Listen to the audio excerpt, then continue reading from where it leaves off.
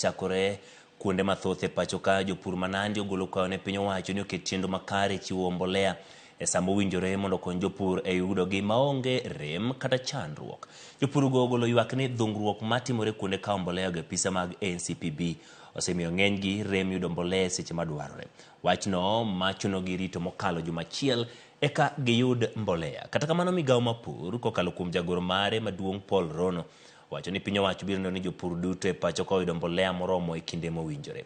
Kane olose gweng' ma Ole Sos, Rono wacho ni piny owacho biro kedo kod jonjore gi jomibadhi madonjo e weche pogo mbolea. Shida tu yenye iko ni laini.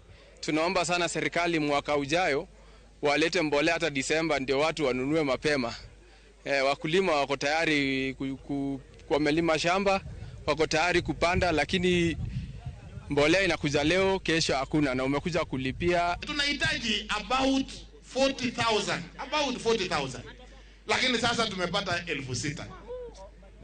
Sasa hiyo tayari tutakanyagana hapa ya ajabu.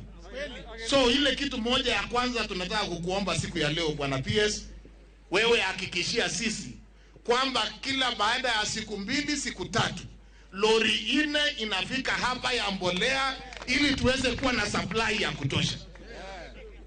Kama we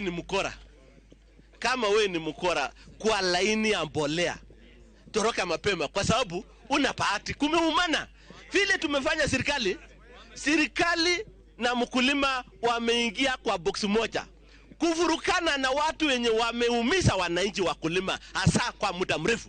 Wakora yenye wanaitwa cartel, wanauza mbegu mbaya, wenye wameingia kwa fertilizer. Mwambia poleni sana. Na ombe hawa asubuhi.